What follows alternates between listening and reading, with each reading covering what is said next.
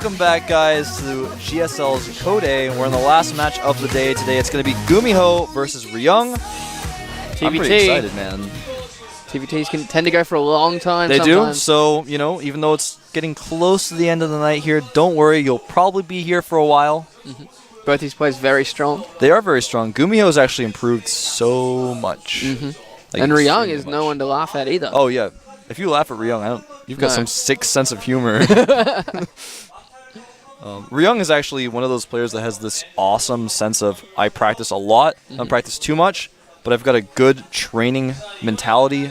You can just look at him in the face and you're like, that guy practices so much. There does come a point where you can practice too much, though, and it starts to degrade you. I just look at him and I know he balances his schedule right, and he just looks so focused and so ready. And there he is right now. Look at him. Well, he looks a little relaxed at this moment, but what he doesn't look like at all is nervous. No. And whenever I see him, he actually looks like, I don't want to say he looks like he doesn't care, but he just has this look on his face like he just woke up today. He's like, yeah, this is what I do today. His playstyle is very stable, and he's good at macro, according to our notes. And Sable and I actually do prep work before our cast. We look up all the match statistics and stuff, and then like miss these awesome notes at the bottom that we just didn't even know. Like, he's a stable player and has good macro. Was a former random player, so knows a lot about all races. That's actually true about GuMiho. I was surprised they didn't put down that he looks kind of like Leenock. People here in Korea just talk about that all the time. It's a really big joke in the Korean scene. So, but yeah, GuMiho has been improving a lot. I saw him play yesterday in a qualifier, and I've seen him play in the team leagues and at the qualifiers for this event, and in the first place.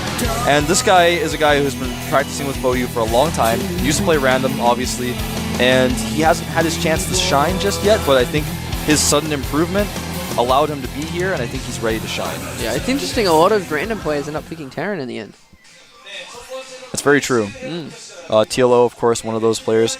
Nurchio, he chose Zerg, I believe. He actually switches races so many times, I just don't know. And here we go. The maps are going to be Belshir Beach yet again for the starting map. Crossfire, SE, and Crevasse. Interesting map set, especially for TVT. Yeah, Belshir Beach for TVT is really, really interesting. Obviously, the map's much different now than it used to be. There used to be this huge clump of trees in the middle of the map that you could never go around. So if you had Viking control there, you just have the middle of the map and your opponent just doesn't know what's going on. He just runs and sees things that was awful. Now there's Zelnaga watchtowers, the map's a little bit different. Crossfire, a very scary map for TVT as well. The tanks just do so well there, it's very difficult to circumvent that. Going bio is one way too, if you just go only bio and get extremely mobile. He just made us GuMiho looking really angry. He does look a little bit tense, I have to say. I wouldn't say angry necessarily, but I think he looks a little bit like Leenock. I just love talking about that. Is that a bad thing or a good thing? No, man, it's good. Yeah. Leenock's great. He's a great guy. That's he actually played earlier today. I won't spoil the results of that. You can always check out the VODs. Yeah, you can. All right, so the map is loaded. We're going to jump into that in a second. Korean commentators are wrapping it up. And get ready for GuMiho versus Ryung. You forgot that, didn't you? No. I was just waiting for you to say it, man. Okay. Accusing me of forgetting. You give me the eyebrow raise. You're like, I think you forgot.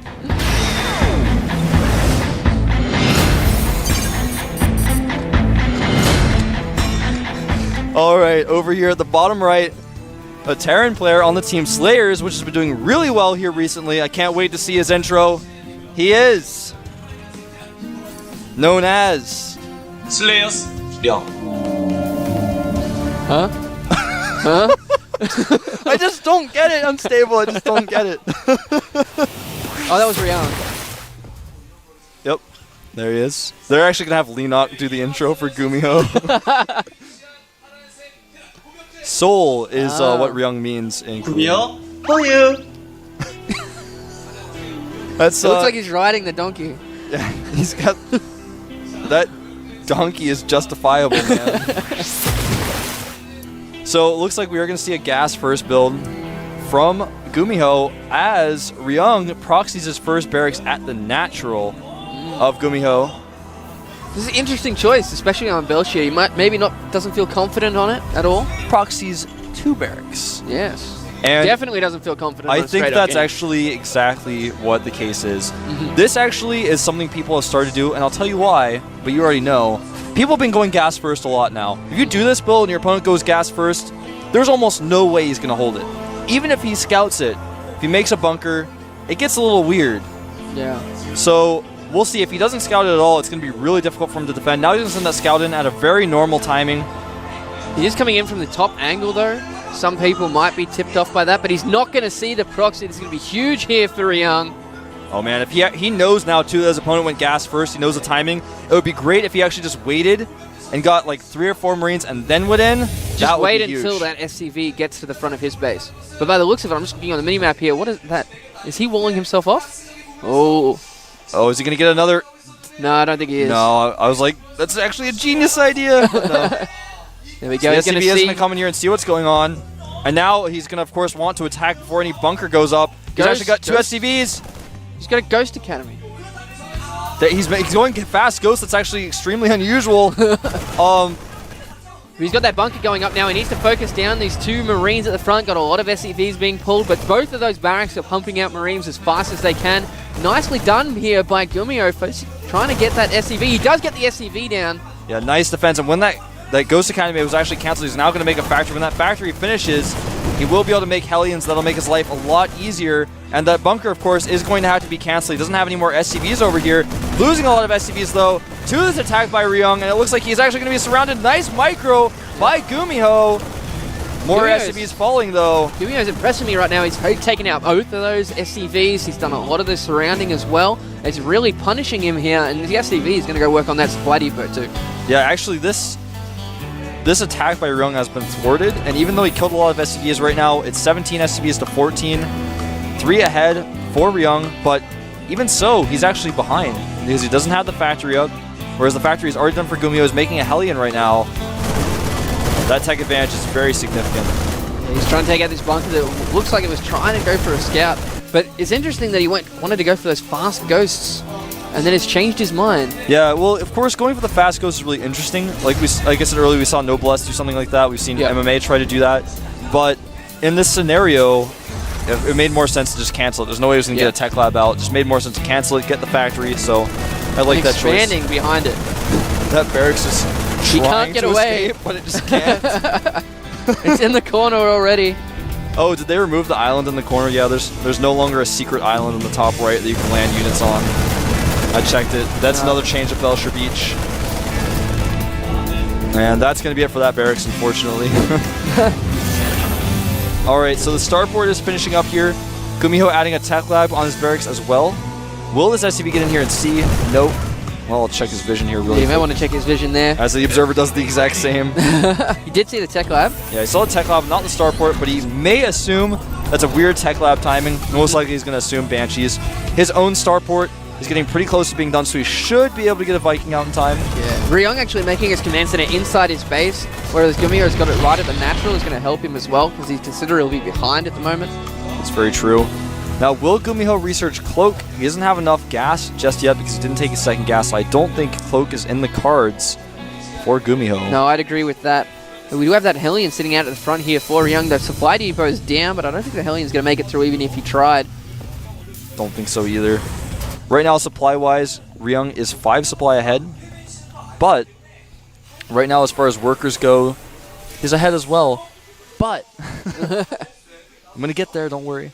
The command center obviously is at the natural, like you said earlier, and he's going to be able to drop 2 mules faster. His command center is up faster. His orbital command's already done, and that itself is just going to completely obliterate just that few SCV difference. Absolutely, it's good.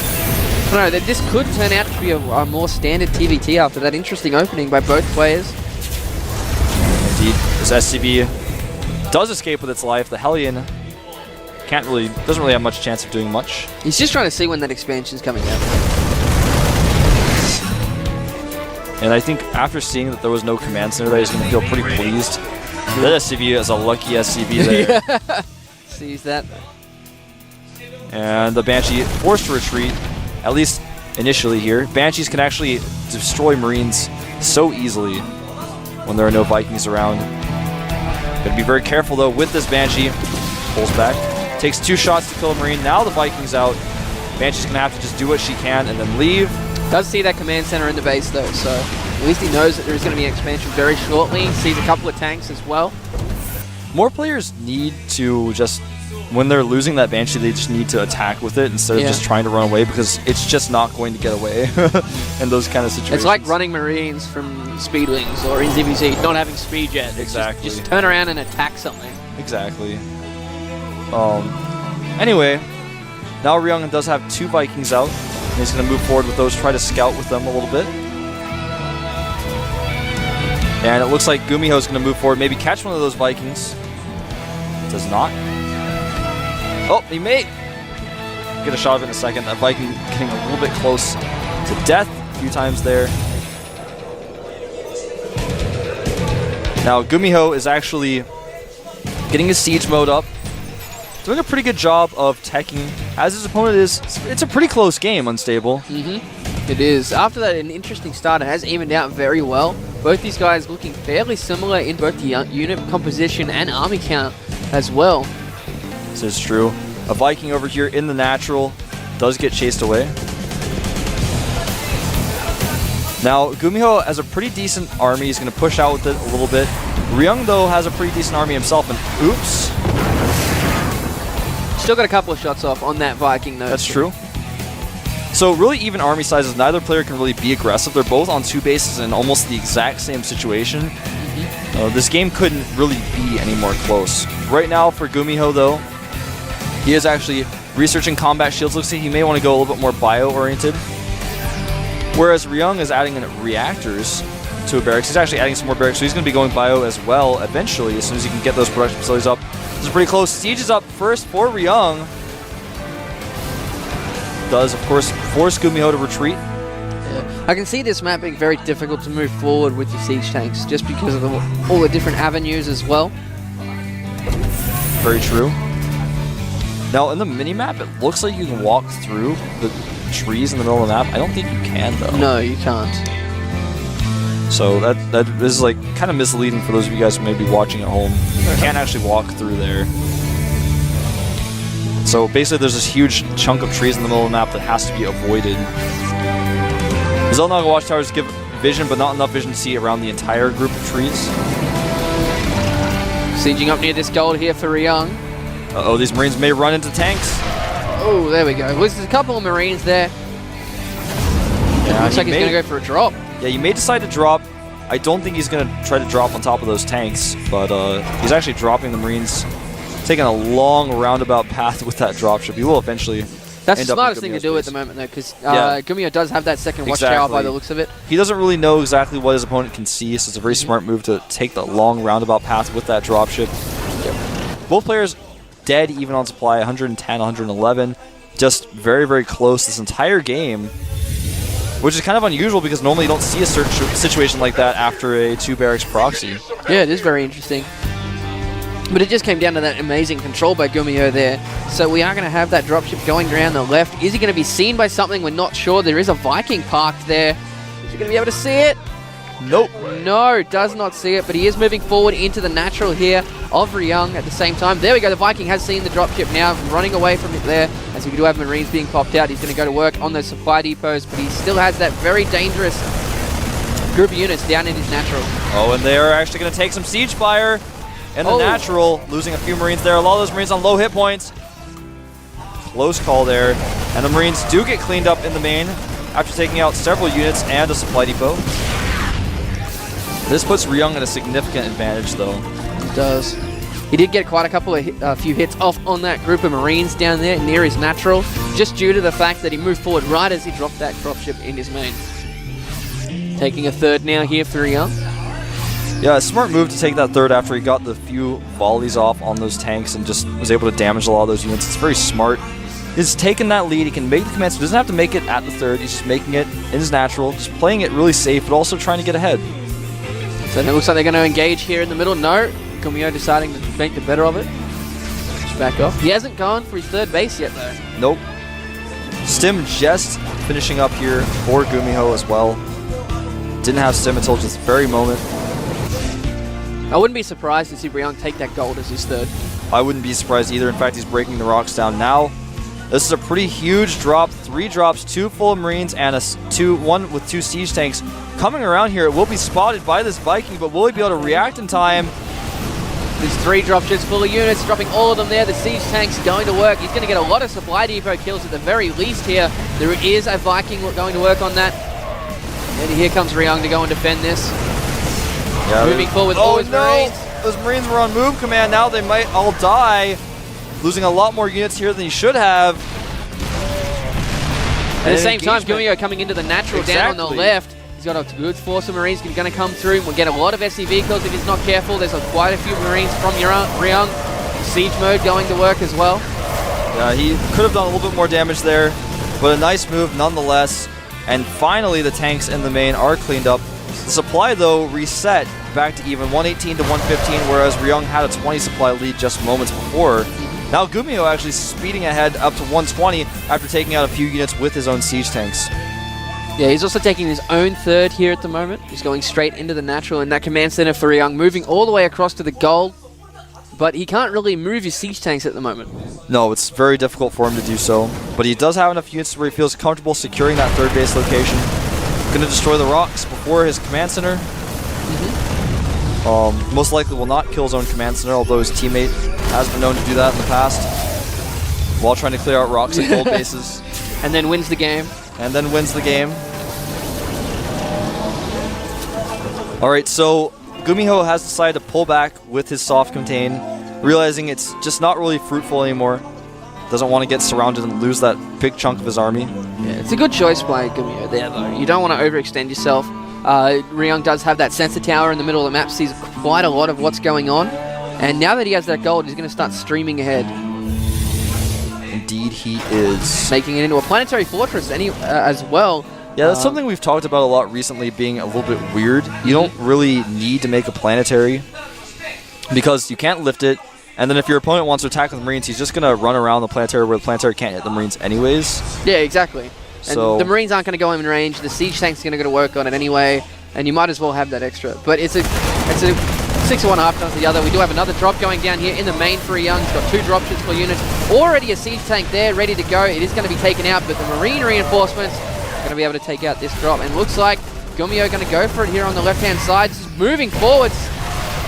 Marines all the way up there, half sieging, half not. It's going to be all the way in range of this, but Ryung coming in from the north as well. GuMiho having more tanks left at the back, but he is still going to be cleaned up here. Whoa, so much carnage. GuMiho, I'm just sitting here watching this. I was actually speechless during that moment. GuMiho just had so many tanks in so many different places. He tricked Ryung into thinking, oh, you can flank me from the north. But as it turned out, he actually had tanks ready for that too. Exactly. And he just crushed everything. There's still a few Marines left in the main here. Going just gonna sit there and just go, no, I'm not going to die. Just lift up. Yeah, I mean, that's the thing like we were talking about earlier. You can just put those Marines behind the planetary and then who cares? And they're just going to work on these depots. GuMiho having that third base up for quite some time now. Remember, it's not a gold base, but he does have that third base up, which does have the ability to have 2 gases. Whoa, pulling all the SCVs to chase off those Marines. That's a bit of a... bit wonky. Yeah. Now, GuMiho has a very sizable army. It looks like he will try to attack this planetary, which, remember, cannot lift. He's going to get this sensor tower first. Yeah, streaming in some Marines to take out that tank. Nicely done. He's also moving forward here. He needs to be careful of that tank down the south of Ryung, though. Yeah, he's having to scan both locations. His tank splitting was pretty good from Ryung, but is it going to be enough to keep this planetary alive? I don't think so. No, he's got to be watching his positioning here, though. Needs to focus down that tank. There we go. Marines going in a little bit too far, getting hit by that planetary fortress. More tanks coming down here for GuMiho. Things are looking really bad. Oh, sieging a little bit too close there. One of the tanks being taken out. Yeah, nice little planetary kill there. But, you know, when your planetary isn't giving you gold minerals... sorry to cut you off, but there's another drop here. Just 3 Marines at the back, and all the SCVs being pulled yet again. Indeed, and he may actually do it again. I was just going to say, when your planetary isn't getting you gold minerals, it's just dying, and you're trying to repair it, and you're just losing money because of it. It's actually going to die by the looks of it here. Getting very, very close. There's not enough SCVs to repair it. It does fall. And, you know, when that happens to you and you're just repairing and repairing and you actually just can't keep it alive, it makes you wonder why you made a planetary instead of an orbital command. There we go, and looks like Ryung actually flanked here by the looks of it. Unsieged tanks going to work. And it looks like he is going to be cleaned up. The siege tanks behind Marines, not good. Just too many units. Two beginning units here for GuMiho. We're looking at 143 supply to 53. There's the GG. GG, GuMiho, pretty good. Did not expect the game to go that way after the openings, but Nor did I, Unstable. After Ryung did that opening, he got significantly ahead, just having better macro, and then GuMiho just tore him apart and just holding on him in all these different constantly areas. dropping Ryung as well. Yeah. Did not help. I can't believe Ryung lost while he was drinking Pocari Sweat. Pocari Sweat is so good. If you come to Korea, you should drink it. I still haven't tried something. I have some Pocari Sweat actually with me here at the studio. Oh, okay. I can't avoid it any longer. I really like it. It's very, very good. So there's GuMiho putting his headset back in. He's actually got to be feeling so confident at this point. He's one map up, going into a very interesting map. Yeah, the map is Crevasse, or excuse me, Crossfire, not Crevasse. So this map actually really lends itself to two different styles. There's the tanks, basically tank marine style, and then there's just the pure bio style. Because if you have the tank marine style, you control the middle of the map, you control the ramps, and then it's very difficult for your opponent to try to go through that area, especially if you have the towers. The towers are so important on this map because it's impossible to rush down the tower with bio. You can't really split your bio against the tanks that are there, so when they have that tower that has vision for your tanks, etc., it gets really nasty. But if you go pure bio, you're extremely mobile. You just have to run around the sides of the map, and basically you take a third and a fourth base and make sure that your opponent can't using that bio. So that's one style you can see on this map, but I don't think it's as effective. We'll see which way it goes. It depends on who's controlling those units at the same time. That's very true. But I definitely think we're going to see a very unorthodox playstyle coming in from both these guys on this map. It's not a map you see many TVTs on at all. That's very true. Yeah. So, just a moment. Countdown will start. GuMiho, a player who not only looks like Leenock, but has just improved so much. He has. I can't stress it enough. I actually thought he was so bad before. And then some of our players at the team house started hitting him on the ladder. And I was like, oh, that's GuMiho. He's okay. Yeah. They're like, no, I mean, he was pretty good. I was like, yeah, I mean, he's okay. And then they hit him again. I was like, yeah, he's actually pretty good. Then comes here and qualifies for Code A, does well in the team league. Actually, he's really good. So. It happens a lot, though, with a lot of the players from Korea. You only see a couple of games of them. You see them not perform their best. And it puts that it's a first impression that you get. And it's very hard to break that out. But as we do go into the game now, we'll see how we go. Yeah, we will.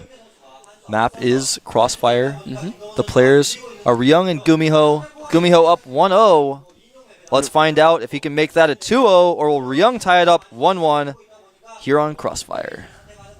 Tried to time it out. It didn't work. It didn't work very well, no. Frustrated. I was like, maybe if I just say the magic words, it'll just work out, and the map will just load, and everything will be fine and perfect. No. Not to be had. The Korean commentators, they just have a lot to say today. Yes. They really do.